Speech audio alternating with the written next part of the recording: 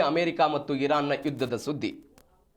America ಮತ್ತು Iran ನಡುವೆ ಕದನ ವಿರಾಮ ಆಗ್ತಾ ಇದೆ. 30 ದಿನಗಳ ಕದನ ವಿರಾಮವನ್ನು ಘೋಷಣೆ ಮಾಡಿದ್ದಾರೆ. ಎಲ್ಲವೂ ತಣ್ಣಗಾಗ್ಬಿಡುತ್ತೆ. ನಾಳೆಯೋ ನಾಡಿದ್ದೋ ಎಲ್ಲವೂ ಕೂಡ ಸರಿ ಆಗ್ಬಿಡುತ್ತೆ. ನಾಳೆಯೋ ನಾಡಿದ್ದೋ ಅದು ಸರಿ ಆಗೋದು ಆಗಿದ್ರೆ ಪ್ರಧಾನಿಗಳಿಂದ ಇವತ್ತು ಇಂಥದ್ದೊಂದು ಹೇಳಿಕೆಯನ್ನು ನಾವು ನಿರೀಕ್ಷೆ ಕೂಡ ಮಾಡೋಕ್ಕೆ ಸಾಧ್ಯ ಆಗ್ತಿರ್ಲಿಲ್ಲ. ಆದರೆ ಇದು ಮೇಲ್ನೋಟಕ್ಕೆ ನಿಲ್ಲುವ ಹಂತಕ್ಕೆ ಹೋಗ್ತಾ ಇಲ್ಲ. ಒನ್ಸ್ ಅಗೇನ್ ಪುನರಪಿ ದಾಳಿಗಳಾಗುವಂತಹ ಸಾಧ್ಯತೆಗಳು ಮೇಲ್ನೋಟಕ್ಕೆ ಕಂಡು ಬರ್ತಾ ಇದೆ. ಯಾವ ಕಾರಣಕ್ಕೆ ಅಂತ ಹೇಳಿದ್ರೆ ಒಳಗೊಳಗೆ ಇಬ್ಬರೂ ಕೂಡ ಯುದ್ಧಕ್ಕೆ ಮತ್ತೊಮ್ಮೆ ಸನ್ನದ್ಧರಾಗ್ತಿದ್ದಾರೆ ಅಂತ. ಇರಾನ್ 2 ದಿನಗಳ ಹಿಂದೆ ಒಂದು ಆರೋಪ ಮಾಡ್ತು, ನೋಡಿ ನಾವು ಅಮೆರಿಕದ ಜೊತೆಗೆ ಮಾತುಕತೆ ನಡೆಸೋದಕ್ಕೆ ಮುಂದಾದರೆ ರಾಜತಾಂತ್ರಿಕವಾಗಿ ಗೆಲುವನ್ನು ಸಾಧಿಸೋದಕ್ಕೆ ಹೋಗ್ತಾ ಇದ್ದೋದಾದರೆ ಅವರು ಮತ್ತೆ ನಮ್ಮ ಹಡಗುಗಳ ಮೇಲೆ ದಾಳಿ ಮಾಡೋ ಪ್ರಯತ್ನವನ್ನು ಮಾಡ್ತಾರೆ. ಇದು ಯಾವ ನ್ಯಾಯ? ಅದನ್ನು ಯಾರ ಮುಂದೆ ಹೇಳಿದ್ರು? ಅರಾಗ್ಜಿ ಟರ್ಕಿಯ ವಿದೇಶಾಂಗ ಸಚಿವರ ಮುಂದೆ ಈ ಅಳಲನ್ನು ತೋಡ್ಕೊಂಡಿದ್ರು. ನಾವು ಅಮೆರಿಕವನ್ನು ನಂಬುವ ಹಂತದಲ್ಲೇ ಇಲ್ಲ ಅಂತ ಅರಾಗ್ಜಿ ಟರ್ಕಿಯ ವಿದೇಶಾಂಗ ಸಚಿವರ ಮುಂದೆ ಎಲ್ಲ ಅಳಲನ್ನು ತೋಡಿಕೊಂಡು ಎಲ್ಲ ಬೆಳವಣಿಗೆಗಳಾಗಿತ್ತು. ಇದೀಗ ಮತ್ತೊಂದು ಬೆಳವಣಿಗೆ ಅಂತ ಹೇಳಿದ್ರೆ ಇರಾನ್ ಅಮೆರಿಕ ಸರ್ಪ್ರೈಸ್ ದಾಳಿ ಮಾಡ್ತವಾ? ಸರ್ಪ್ರೈಸ್ ದಾಳಿ ಆಗುತ್ತಾ? ಇಂಥದ್ದೊಂದು ಚರ್ಚೆ ಆಗ್ತಾ ಇದೆ. ಏನಿದು ಸರ್ಪ್ರೈಸ್ ದಾಳಿ?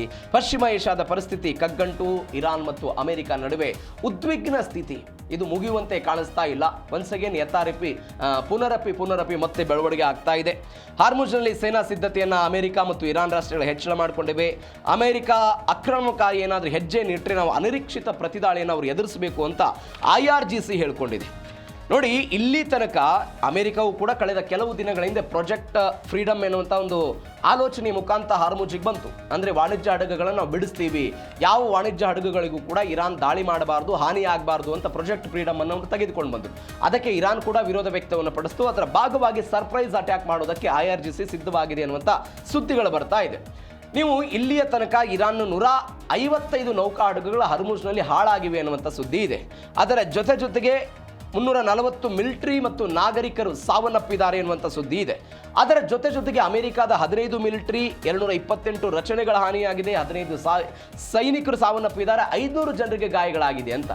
ಈ ಪರಿಪ್ರಮಾಣದ ಹಾನಿಗಳು ಎಲ್ಲವೂ ಕೂಡ ಆಗ್ತಾ ಇದ್ರೂ ಕೂಡ 2 ದೇಶಗಳ ನಡುವೆ ಆಗ್ತಾ ಇರುವಂತಹ ಬೆಳವಣಿಗೆ ಏನು ಅಂತ ಹೇಳಿದ್ರೆ ಹಾರ್ಮುಜ್ನಲ್ಲಿ ನಿಯಂತ್ರಣವನ್ನು, ಹಾರ್ಮುಜ್ ನಮ್ಮ ಸ್ವಾವಲಂಬಿ ಆರ್ಥಿಕ ಕೇಂದ್ರ ಅಂತ ಅವರು ಹೇಳ್ತಾರೆ. ಇದರ ಮುಂದುವರೆದ ಭಾಗವಾಗಿ ಅತಿ ಹೆಚ್ಚು ತಾಂತ್ರಿಕತೆಯನ್ನು ಬಳಸಿ ಮತ್ತೊಮ್ಮೆ ದಾಳಿ ಮಾಡೋ ಪ್ರಯತ್ನ. ಇದೀಗ ಅವರು ಕಾಮಿಕಾಸ್ ಡ್ರೋನ್ಗಳನ್ನು ಬಳಕೆ ಮಾಡಿದ್ರು, ಸೂಪರ್ಸಾನಿಕ್ ಕ್ಷಿಪಣಿಗಳ ಬಳಕೆ ಆಯಿತು. ಅದರ ಜೊತೆಗೆ ಈ ಸೊಳ್ಳೆ ಪಡೆಯನ್ನು ಬಳಕೆ ಮಾಡಿದ್ರು ಅಂತ ನಾವು ಇದೇ DNAಯಲ್ಲಿ ಒಂದು ಸುದ್ದಿಯನ್ನು ನೋಡಿದ್ವಿ ಈ ಹಿಂದೆ. ಸೊಳ್ಳೆ ಪಡೆಯನ್ನು ಇದೇ ಹಾರ್ಮುಜ್ನಲ್ಲಿ ಬಳಸಿಕೊಂಡು ಅಮೆರಿಕವನ್ನು ತಡೆಯಬಲ್ಲಂತಹ ಕೆಪಾಸಿಟಿಯನ್ನು ಇವರೆಲ್ಲ ಹೊಂದಿದ್ರು. ಆ ಕಾರಣಕ್ಕಾಗಿ ಆ ದೋಣಿಗಳನ್ನು ಅವರು ಬಳಸ್ತಾ ಇದ್ದಾರೆ ಅಂತ. ಇದೀಗ ಮಿಸೈಲ್ಗಳನ್ನು, ಭೂಗತ ಕ್ಷಿಪಣಿಗಳನ್ನೆಲ್ಲ ಬಳಕೆ ಮಾಡಿಕೊಂಡು ಇಲ್ಲಿ ದಾಳಿ ಮಾಡೋದಕ್ಕೆ ಅವರು ಪ್ರಯತ್ನವನ್ನು ಪಡ್ತಿದ್ದಾರೆ. ಹೀಗಾಗಿ ಸರ್ಪ್ರೈಸ್ ದಾಳಿಗೆ ಅವರೆಲ್ಲ ಮುಂದಾಗ್ತಿದ್ದಾರೆ ಅಂತ. ಮತ್ತೊಂದು ಒನ್ಸ್ ಅಗೇನ್ ಕಂಡೀಷನ್ನ ವಿಚಾರ. ಯಾರ ಜೊತೆಗೆ? ಅಮೆರಿಕ ಮತ್ತು ಇರಾನ್ನ ಜೊತೆಗೆ ಕಂಡೀಷನ್. ಇರಾನ್ ಷರತ್ತಿಗೆ ಅಮೆರಿಕ ಹೊಸ ತಂತ್ರವನ್ನು ಹೆಣೆದಿದೆ. ಏನದು? ಇರಾನ್ ಹೊಸ ಷರತ್ತಿಟ್ಟಿದೆ. ಆ ಷರತ್ತು ಏನು ಅನ್ನೋದು ನೋಡೋದು ಹೋಗಿದ್ರೆ ಒನ್ಸ್ ಅಗೇನ್ ಅದೇ ಷರತ್ತು, ಯುದ್ಧವನ್ನು ಸ್ಥಗಿತಗೊಳಿಸಬೇಕು, ಇರಾನ್ ಮೇಲೆ ದಾಳಿ ನಡೆಯಲ್ಲ ಎನ್ನುವಂಥ ಗ್ಯಾರಂಟಿ ಬೇಕು, ಯಾವುದೇ ಕಾರಣಕ್ಕೂ ನಮ್ಮ ಮೇಲೆ ಯುದ್ಧ ನಡೆಯಲ್ಲ ಎನ್ನುವಂಥ ನಂಬಿಕೆ ನಮಗೆ ಬರಬೇಕು ಅಂತ. ಆ ನಂಬಿಕೆ ಇರಾನ್ನ IRGCಗೂ ಬರ್ತಾ ಇಲ್ಲ, ವಿದೇಶಾಂಗ ಸಚಿವರಿಗೂ ಬರ್ತಾ ಇಲ್ಲ, ಅಲ್ಲಿ ಅಧ್ಯಕ್ಷ ಪೆಜಿಶ್ಕಿಯನ್ಗೂ ಕೂಡ ಬರ್ತಾ ಇಲ್ಲ. ಯಾವ ಕಾರಣಕ್ಕೆ ಅಂತ ಹೇಳಿದ್ರೆ ಅಮೆರಿಕ ಒಂದು ಕಡೆ ಕದನ ವಿರಾಮದ ಬಗ್ಗೆ ಮಾತನಾಡುತ್ತೆ, ಮತ್ತೊಂದು ಕಡೆ ಹಿಂದಿನಿಂದ ದಾಳಿ ಮಾಡೋ ಪ್ರಯತ್ನವನ್ನು ಮಾಡುತ್ತೆ. ಯುದ್ಧವನ್ನು ಸ್ಥಗಿತಗೊಳಿಸಬೇಕು, ದಾಳಿ ಮಾಡಲ್ಲ ಅನ್ನುವಂಥ ಗ್ಯಾರಂಟಿ ಬೇಕು ಅಂತ ಹೇಳ್ತಾರೆ ಅವರು. ಹಾರ್ಮುಜ್ ಜಲಸಂಧಿಯ ಮೇಲೆ ತನ್ನ ಸಾರ್ವಭೌಮತ್ವವನ್ನು ಮಾನ್ಯ ಮಾಡಬೇಕು ಅಂತ ಅವರು ಒಮಾನ್ ಕೊಲ್ಲಿ ಮತ್ತು ಇರಾನ್ನ ಕೊಲ್ಲಿಯನ್ನು ಹಂಚಿಕೊಂಡಿರುವಂಥ ಹಾರ್ಮುಜ್ ಇದನ್ನು ನಿಯಂತ್ರಣ ಮಾಡುವುದು ನಮ್ಮಿಬ್ಬರ ದೇಶ ಮಾತ್ರ, ನಮಗಿಬ್ಬರಿಗೆ ಮಾತ್ರ ಅಧಿಕಾರ ಇದೆ, ಬೇರೆ ದೇಶಗಳು ಯಾರು ಕೂಡ ಬರಬಾರದು ಅಂತ ಅವ್ರು ಹೇಳ್ತಾ ಇರೋದು. ತೈಲ ಮಾರಾಟದ ಮೇಲಿನ ನಿರ್ಬಂಧ, ನೌಕಾ ದಿಗ್ಬಂಧನವನ್ನು ಹಾಕಿ ಏನವರು ಬೇರೆ ದೇಶಗಳಿಗೆ ತೈಲ ಮಾರಾಟ ಆಗಬಾರ್ದು, ಯಾವುದೇ ಕಾರಣಕ್ಕೂ ತೈಲ ಇರಾನ್ನ ಬಂದರುಗಳಿಂದ ಹೋಗಬಾರ್ದು ಅಂತೆಲ್ಲ ಇದೆಯಲ್ಲ, ಅದನ್ನು ತೆಗೆದು ಹಾಕಬೇಕು ಅಂತ. ಯುರೇನಿಯಂ ಪುಷ್ಟೀಕರಣವನ್ನು ಅಲ್ಪಾವಧಿಗೆ ಸ್ಥಗಿತಗೊಳಿಸೋದಕ್ಕೆ ನಾವು ಸಿದ್ಧ ಅಂತ ಹೇಳಿದ್ದಾರೆ. ಅಮೆರಿಕದ ಬೇಡಿಕೆ ಇದ್ದದ್ದು 20 ವರ್ಷ ಸ್ಥಗಿತ ಆಗಬೇಕು ಅಂತ. ಇರಾನ್ ಅವರು 5 ವರ್ಷಕ್ಕೆ ಓಕೆ ಅಂತಿದ್ದಾರೆ ಎನ್ನುವಂಥ ಸುದ್ದಿ ಇತ್ತು. ಹೀಗಾಗಿ ಅಲ್ಪಾವಧಿಗೆ ಸ್ಥಗಿತಗೊಳಿಸೋದಕ್ಕೆ ಸಿದ್ಧ ಇದ್ದೀವಿ ಅಂತೆಲ್ಲ ಹೇಳಿದಾರಂತೆ. ಪರಮಾಣು ಕೇಂದ್ರಗಳನ್ನು ಕಿತ್ತು ಹಾಕುವ ಬೇಡಿಕೆಯನ್ನು ಒಪ್ಪಲ್ಲ ಅಂತ. ಅದು ನಂಟಾಜ್ ಆಗಿರ್ಬೋದು, ಇಸ್ಫಹಾನ್ ಆಗಿರ್ಬೋದು, ಬೇರೆ ಪರಮಾಣು ಕೇಂದ್ರಗಳೇನಿದೆ, ಕಾರ್ಗ ತೈಲ ದ್ವೀಪ ಆಗಿರ್ಬೋದು, ಇವುಗಳ ಮೇಲೆ ನಾವು ದಾಳಿಯನ್ನು ಮಾಡ್ತೀವಿ ಅಂತ ಅಮೆರಿಕ ಪದೇ ಬೆದರಿಕೆ ಹಾಕೋ ಪ್ರಯತ್ನ. ಅದರ ಜೊತೆಗೆ ಈ ಅಂತಾರಾಷ್ಟ್ರೀಯ ಪರಮಾಣು ಅಧಿಕಾರಿಗಳು ಬರೋದಕ್ಕೆ ಎಂಟ್ರಿ ಮಾಡೋದನ್ನು ಸ್ವತಃ ಇರಾನ್ ಅವರೇ ನಿರ್ಬಂಧ ವಿಧಿಸಿಬಿಟ್ಟಿದ್ದಾರೆ.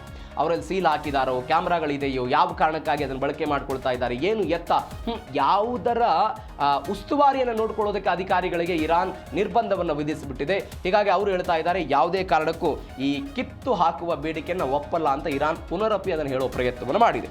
ಇದರ ಜೊತೆಗೆ ಟ್ರಂಪ್ ಕೌಂಟರ್ ಕೊಟ್ಟಿದ್ದಾರೆ ಇದಕ್ಕೆ. ಡೊನಾಲ್ಡ್ ಟ್ರಂಪ್ ಅವರ ಕೌಂಟರ್ ಇದು. ಅವ್ರು ಹೇಳ್ತಾರೆ, ನಾನು ಇರಾನ್ನ ಪ್ರತಿನಿಧಿಗಳು ಕಳಿಸಿದ ಉತ್ತರವನ್ನು ಓದಿದ್ದೀನಿ, ಅವ್ರೇನು ಕಳಿಸಿದ್ರು ಅದೆಲ್ಲವನ್ನು ಸಂಪೂರ್ಣವಾಗಿ ನಾನು ಓದಿದ್ದೀನಿ. ಆ ಷರತ್ತು ಸಂಪೂರ್ಣವಾಗಿ ಸ್ವೀಕಾರ ಅಲ್ಲ, ಅದು ಅಸ್ವೀಕಾರ, ಇದು ನನಗೆ ಇಷ್ಟ ಆಗಿಲ್ಲ ಅಂತ ಡೊನಾಲ್ಡ್ ಟ್ರಂಪ್ ಹೇಳಿರೋದು. ಟ್ರುತ್ ಸೋಷಿಯಲ್ ಖಾತೆಯಲ್ಲಿ ಡೊನಾಲ್ಡ್ ಟ್ರಂಪ್ ಅವರು ಬರೆದುಕೊಂಡಿದ್ದಾರೆ. ಅಂದರೆ 2-3 ದಿನಗಳಿಂದ ಒಂದು ಸುದ್ದಿ ಬಂದಿತ್ತು, ಇರಾನ್ನ ಷರತ್ತುಗಳಿಗೆ ಡೊನಾಲ್ಡ್ ಟ್ರಂಪ್ ಒಪ್ಕೊಳ್ತಾ ಇದ್ದಾರೆ, ಅವರು ಸ್ವಲ್ಪ ಮಾತುಕತೆಗೆ ಬರ್ತಾ ಇದ್ದಾರೆ ಅಂತ. ಬಟ್ ಈಗ ಬರ್ತಾ ಇರುವಂತಹ ಸುದ್ದಿ ಡೊನಾಲ್ಡ್ ಟ್ರಂಪ್ ಅವರಿಗೆ ಆಸಕ್ತಿ ಇಲ್ಲ ಅಂತ. ಹೀಗಾಗಿಯೇ ಅವರು ಮತ್ತೊಂದು ಕದನ ವಿರಾಮದ ಬಗ್ಗೆ ಮಾತನಾಡಿದ್ದು, ಅದಾದ ನಂತರ ಯುದ್ಧಕ್ಕೆ ಹೋಗಿದ್ದು, ಸಣ್ಣ ಪುಟ್ಟದಾದಂಥ ದಾಳಿ ಮಾಡೋ ಪ್ರಯತ್ನಗಳನ್ನು ಮಾಡಿದ್ದು ಎಲ್ಲವೂ ಕೂಡ ಆಗ್ತಾ ಇತ್ತು. ಅಮೆರಿಕ ಈ ವಿಚಾರದಲ್ಲಿ ಮೊದಲಿನಿಂದಲೂ ಕೂಡ ಸಡಿಲಿಕೆಯನ್ನು ಕೊಡ್ತಾ ಇಲ್ಲ. ಯುರೇನಿಯಂ ಹಸ್ತಾಂತರ ಆಗಬೇಕು, 20 ವರ್ಷಗಳ ಕಾಲ ಯಾವುದೇ ಕಾರಣಕ್ಕೂ ಪರಮಾಣುವಿನಲ್ಲಿ ಸ್ವಾವಲಂಬನೆಯನ್ನು ಇರಾನ್ ಸಾಧಿಸಬಾರದು.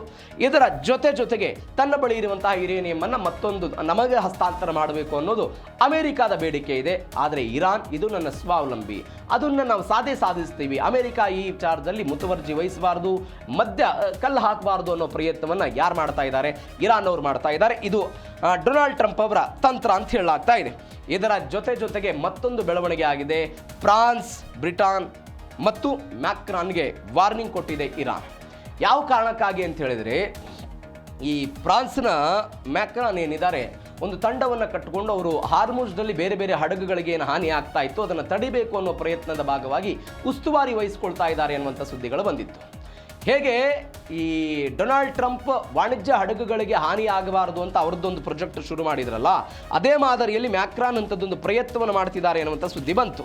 ಫ್ರಾನ್ಸ್ ಆಗಿರ್ಬೋದು, ಬ್ರಿಟನ್ ಆಗಿರ್ಬೋದು ಮತ್ತು ಮ್ಯಾಕ್ರಾನ್ ಹಾರ್ಮುಜ್ ಜಲಸಂಧಿಗೆ ಯಾವುದೇ ಯುದ್ಧ ನೌಕೆಯನ್ನು ಕಳಿಸಿದರೆ ನಿರ್ಣಾಯಕ ಮತ್ತು ತಕ್ಷಣದ ಪ್ರತಿಕ್ರಿಯೆಯನ್ನು ನೀಡೋದಕ್ಕೆ ನಾವು ಸಜ್ಜಾಗಿದ್ದೀವಿ ಅಂತ ಇರಾನ್ನ ಉಪವಿದೇಶಾಂಗ ಸಚಿವ ಕಾಚಿಮ್ ಗರಿಬಾಬ್ಡಿ ಇವರು ಹೇಳಿಕೆಯನ್ನು ಕೊಟ್ಟಿರೋದು. ಶಾಂತಿ ಯುದ್ಧದ ಸಮಯದಲ್ಲಿ ಹಾರ್ಮುಜ್ನಲ್ಲಿ ಅಥವಾ ಶಾಂತಿ ಆಗಿರ್ಬೋದು, ಯುದ್ಧದ ಸಮಯದಲ್ಲಿ ಆಗಿರ್ಬೋದು, ಎಲ್ಲವನ್ನು ನಿಯಂತ್ರಣ ಮಾಡುವಂತಹ ಅಧಿಕಾರ ಇರೋದು ಕೇವಲ ಇರಾನ್ಗೆ ಮಾತ್ರ, ಮತ್ತೊಂದು ದೇಶ ಇಲ್ಲಿ ಬರಬಾರದು. ಈಗಲೇ ಪರಿಸ್ಥಿತಿ ಸರಿ ಇಲ್ಲ, ಒಂದು ವೇಳೆ ಬಂದರೆ ಈ ಪರಿಸ್ಥಿತಿಯನ್ನು ಎದುರಿಸಬೇಕು ಅಂತ ಮ್ಯಾಕ್ರಾನ್ ಏನು ಮಾಡ್ತಾ ಇದ್ರು, ಬ್ರಿಟನ್ ಮತ್ತು ಇತರ ಯುರೋಪಿಯನ್ ರಾಷ್ಟ್ರಗಳನ್ನು ಸೇರಿಸಿಕೊಂಡು ಈ ಸಮುದ್ರದ ಮಾರ್ಗದ ಸುರಕ್ಷತೆಗಾಗಿ ಒಂದು ಮಿಷನ್ ಅನ್ನು ಮುನ್ನಡೆಸುವುದಕ್ಕೆ ಈ ಫ್ರಾನ್ಸ್ ಅಧ್ಯಕ್ಷ ಮ್ಯಾಕ್ರಾನ್ ಮುಂದಾಗಿದ್ರು ಅಂತ ಹೇಳಲಾಗ್ತಾ ಇತ್ತು. ಹೀಗಾಗಿ ಇಂಥದ್ದೊಂದು ಎಚ್ಚರಿಕೆ ಬಂದ ತಕ್ಷಣ ಈ ಹಡಗುಗಳ ನಿಯೋಜನೆ ಎಲ್ಲವನ್ನು ಕೂಡ ತಡೆ ಹಿಡಿದಿದ್ದಾರೆ ಎನ್ನುವಂಥ ಸುದ್ದಿ ಬರ್ತಾ ಇದೆ. ಇದರ ಜೊತೆಗೆ 9 ವರ್ಷಗಳ ನಂತರ ಚೀನಾಕ್ಕೆ ಡೊನಾಲ್ಡ್ ಟ್ರಂಪ್ ಭೇಟಿ ಕೊಡ್ತಾ ಇದ್ದಾರೆ. 9 ವರ್ಷಗಳ ನಂತರ. ಈ ಹಿಂದೆ ಅವರು ಅಧ್ಯಕ್ಷರಾಗಿದ್ದಾಗ ಚೀನಾಗೆ ಭೇಟಿ ಕೊಟ್ಟಿದ್ರು. ಒನ್ಸ್ ಅಗೇನ್ ಇದೀಗ ಮೇ 13ನೇ ತಾರೀಕಿನಿಂದ 3 ದಿನಗಳ ಕಾಲ ಚೀನಾಗೆ ಅವರು ಭೇಟಿ ಕೊಡ್ತಾ ಇದ್ದಾರೆ. ಒಂದು ಕಡೆ ಇರಾನ್, ಚೀನಾದ ಸ್ನೇಹಿ ಬಾಯಿ ಅವರ ಸ್ನೇಹಿತ್ವವನ್ನು ನಾವು ಗಮನಿಸಿದ್ದೀವಿ. ಮತ್ತೊಂದು ಕಡೆ ರಷ್ಯಾ ಮತ್ತು ಉಕ್ರೇನ್ ಇವರ ಯುದ್ಧದ ಸಮಯ. ಇವೆಲ್ಲದರ ನಡುವೆ ಡೊನಾಲ್ಡ್ ಟ್ರಂಪ್ ಅವರ ಭೇಟಿ. ಕಳೆದ 9 ವರ್ಷಗಳಲ್ಲಿ ಅಮೆರಿಕ ಅಧ್ಯಕ್ಷರ ಮೊದಲ ಚೀನಾ ವಿಸಿಟ್ ಇತ್ತು. ಲಾಸ್ಟ್ ಟೈಮ್ ಅವರೇ ಹೋಗಿದ್ರು ಡೊನಾಲ್ಡ್ ಟ್ರಂಪ್. ಒನ್ಸ್ ಅಗೇನ್ ಇದೀಗ ಅವರು ಹೋಗ್ತಾ ಇದ್ದಾರೆ. ಅಧ್ಯಕ್ಷ ಕ್ಸಿ ಜಿನ್ಪಿಂಗ್ ಆಹ್ವಾನದ ಮೇರೆಗೆ ಅವರೊಂದು ಐತಿಹಾಸಿಕ ಪ್ರವಾಸವನ್ನು ಕೈಗೊಂಡಿದ್ದಾರೆ. 2017ರಲ್ಲಿ ಅವರು ಹೋಗಿದ್ರು. ಅದಾದ ನಂತರ ಇದೀಗ ಮತ್ತೆ ಹೋಗ್ತಾ ಇದ್ದಾರೆ. ಜಾಗತಿಕ ಸಂಘರ್ಷ ಆಗಿರ್ಬೋದು, ಹಾರ್ಮುಜ್ನಲ್ಲಿ ಆಗಿರುವಂಥ ಬೆಳವಣಿಗೆ, ಇದರ ಜೊತೆಗೆ ಈಗ ಅಮೆರಿಕದ ಲೆಕ್ಕಾಚಾರ ಏನಾಗಿತ್ತು, ಇರಾನ್ನ ತೈಲನ ರಫ್ತನ್ನು ತಡೆಯುವುದರ ಮುಖಾಂತರ ಚೀನಾಗೂ ಕೂಡ ಪೆಟ್ಟು ಕೊಡಬೇಕು ಅನ್ನುವಂಥ ಉದ್ದೇಶ ಅಮೆರಿಕದ್ದಾಗಿತ್ತು. ಚೀನಾಗೂ ಕೂಡ ಹೊಡೆತ ಬಿಡಬೇಕು. ಯಾಕಂದರೆ ಚೀನಾ 90% ಡಿಪೆಂಡೆನ್ಸಿ ಯಾರ ಮೇಲಿದೆ? ಇರಾನ್ನ ಮೇಲೆ ಇರುವಂಥದ್ದು. ಅದು ಕೈಗಾರಿಕೆ ಆಗಿರ್ಬೋದು, ತೈಲ ಆಗಿರ್ಬೋದು, ಬೇರೆ ಬೇರೆ ಕಾರಣಗಳಿಗೆ ಇರಾನ್ನ ಮೇಲೆ ಡಿಪೆಂಡೆನ್ಸಿ ಇದೆ. ನಾವು ಹಾರ್ಮುಜನ್ನು ತಡೆ ಹಿಡಿದ್ರೆ ಚೀನಾಗೊಂದು ಹೊಡೆತ ಕೊಡಬಹುದು, ಆರ್ಥಿಕವಾಗಿ ಅವರು ಕೂಡ ಜರ್ಜರಿತ ಆಗಬಹುದು ಎನ್ನುವಂಥ ಆಲೋಚನೆಗಳು ಅವರದಿತ್ತು. ಅದರ ಭಾಗವಾಗಿ ಒಂದು ಚರ್ಚೆ ಆಗಬಹುದು ಅನ್ನುವಂಥದ್ದು ಒಂದು ಸುದ್ದಿ. ಎರಡನೇ ಸುದ್ದಿ, ಇತ್ತೀಚೆಗೆ ಚೀನಾದ ವಿದೇಶಾಂಗ ಸಚಿವರು ಉತ್ತರ ಕೊರಿಯಾದವರ ಜೊತೆಗೇನು ಮಾತನಾಡಿದ್ದಾರೆ. ಅವರ ಪರಮಾಣು ವಿಚಾರದಲ್ಲಿ ಕೆಲವೊಂದಿಷ್ಟು ಬೆಳವಣಿಗೆಗಳಾಗಿದೆ. ಅದರ ಬಗ್ಗೆಯೂ ಕೂಡ ಮಾತುಕತೆಗಳಾಗುತ್ತೆ. ಅವರ ನಿಲುವೇನಿದೆ, ಏನು ಎತ್ತ ಅನ್ನೋದ್ರ ಬಗ್ಗೆ ಚರ್ಚೆಯನ್ನು ಮಾಡ್ತಾರೆ ಎನ್ನುವಂಥ ಸುದ್ದಿಗಳು ಬಂದಿತ್ತು. ಹೀಗಾಗಿ ಡೊನಾಲ್ಡ್ ಟ್ರಂಪ್ ಅವರ ಚೀನಾದ ಪ್ರವಾಸ ಭಾರಿ ಕುತೂಹಲಕ್ಕೆ ಕಾರಣ ಆಗ್ತಾ ಇದೆ.